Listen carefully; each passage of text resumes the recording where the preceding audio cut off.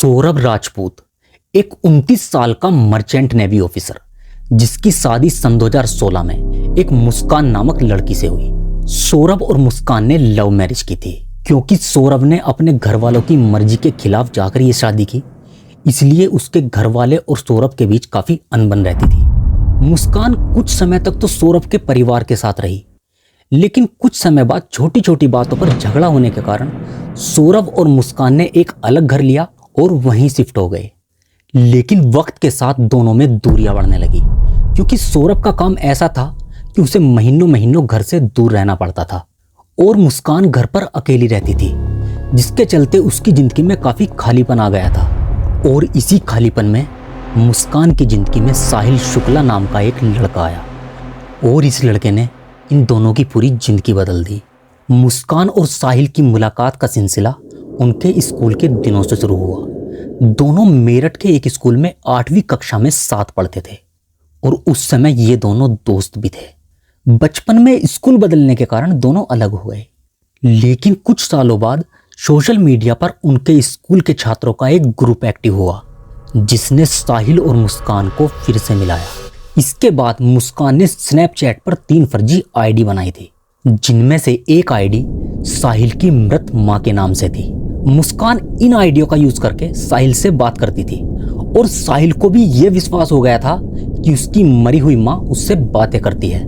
साहिल तंत्र मंत्र जादू टोने में बहुत विश्वास करता था और मुस्कान ने उसके इसी अंधविश्वास का फायदा उठाकर उसे बहुत प्रभावित किया। इस मुलाकात के बाद उनकी दोस्ती फिर से गहरी होने लगी, जो आगे चलकर एक लव अफेयर में बदल गई। साहिल ना सिर्फ मुस्कान की जरूरतें समझता था, बल्कि साहिल उसे वो अपनापन देता था जो सौरभ की गैर मौजूदगी में गायब था। धीरे धीरे मुस्कान और साहिल का रिश्ता गहरा होने लगा। कुछ समय बाद सौरभ को मुस्कान और साहिल के अवैध संबंधों के बारे में पता चल गया और सन 2021 में जब सौरभ लंदन से मेरठ आया तो मकान मालिक ने उससे मुस्कान और साहिल की नजदीकियों के बारे में बताया, क्योंकि मकान मालिक ने साहिल और मुस्कान को आपत्तिजनक स्थिति में देख लिया था, जिसके चलते उन्होंने सौरभ को फोन करके ये बता दिया। इसके अलावा सौरभ ने मुस्कान और साहिल के बीच कुछ आपत्तिजनक चैट्स भी देखी थी, जिससे उनके बीच झगड़े और बढ़ गए और बात तलाक तक पहुंच गई। लेकिन सौरभ ने मुस्कान को समझाकर तलाक की बात टाल दी और दोनों के बीच फिर से समझौता हो गया।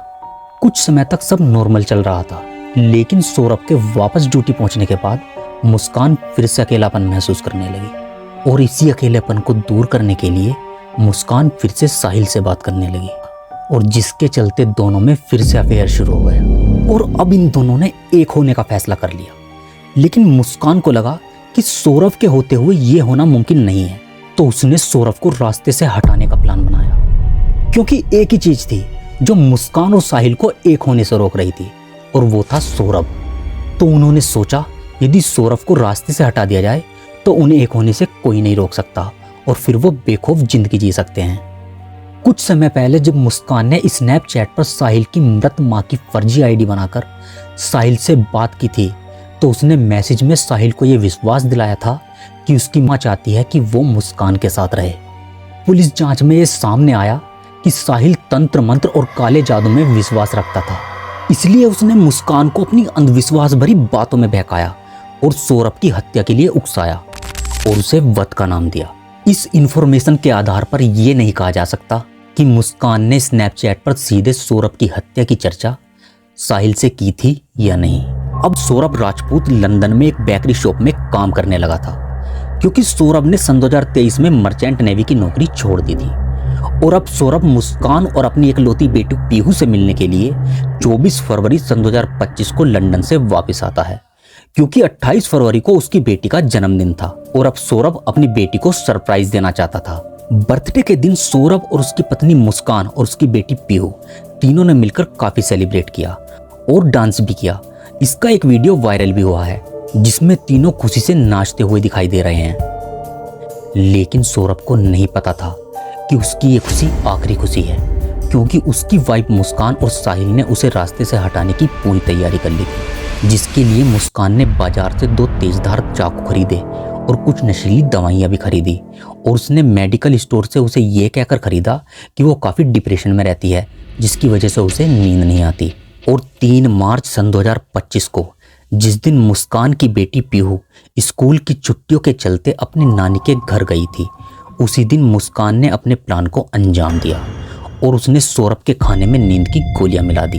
और खाना खाने के बाद अचानक सौरभ की आंखों में नींद छाने लगी और जैसे ही सौरभ बेहोश हुआ तो साहिल के कहने पर मुस्कान ने चाकू उठाया और सौरभ के सीने में पहला वार किया।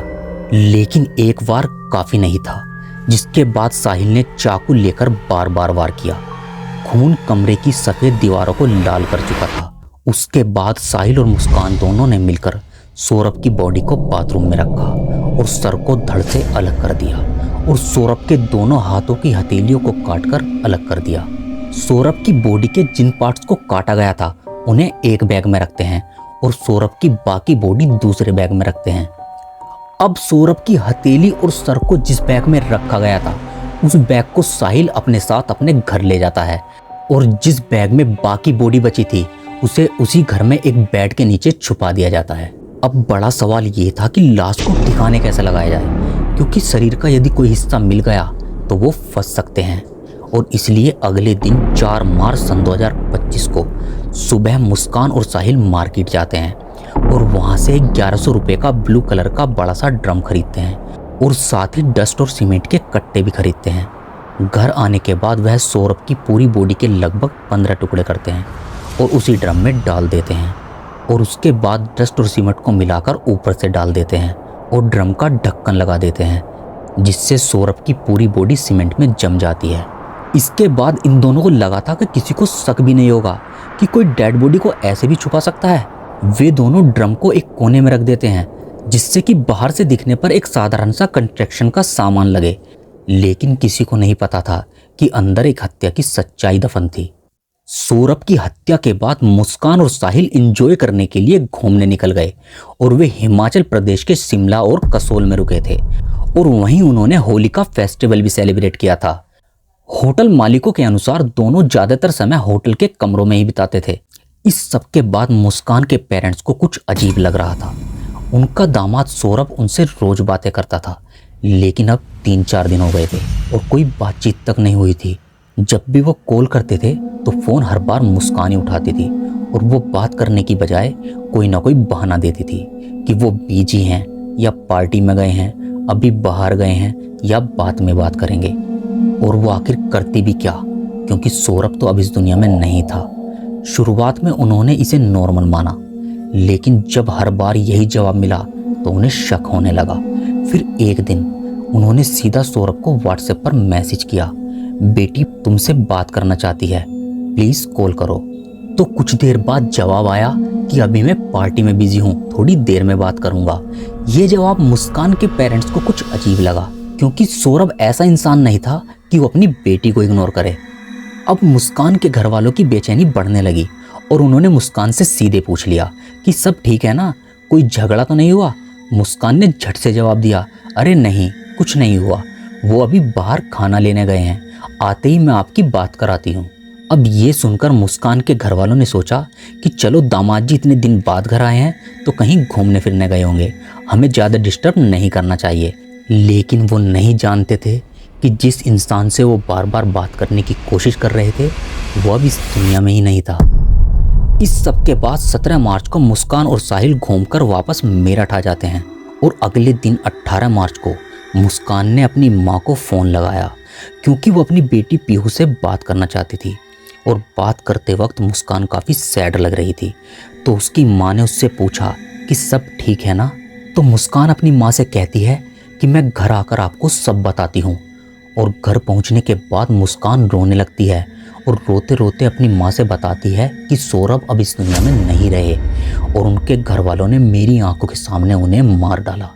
मुस्कान की माँ ये सुनते ही शॉक्ड हो जाती है और उनके हाथ और उनकी आवाज़ कांपने लगती है और बोलती हैं कि तू पागल हो गई है क्या, तू ये क्या कह रही है, तूने कुछ किया क्यों नहीं और तू चिल्लाई क्यों नहीं, ये कैसे हो सकता है। अब अचानक मुस्कान की आंखों में एक अजीब सा डर उभर आता है। धीमी मगर कांपती हुई आवाज में वो कहती है कि माँ, उन्होंने मेरे गले पर चाकू रख दिया था और अगर मैं जरा सा भी चिल्लाती या हिलती वो मुझे भी मार देते। मुस्कान के पिता को उसकी बातों पर विश्वास नहीं हो रहा था। उन्हें लग रहा था कि वह उनसे कुछ बड़ा छुपा रही है। बिना समय गवाए उन्होंने मुस्कान को पकड़ा और सीधा पुलिस थाने की ओर चल पड़े।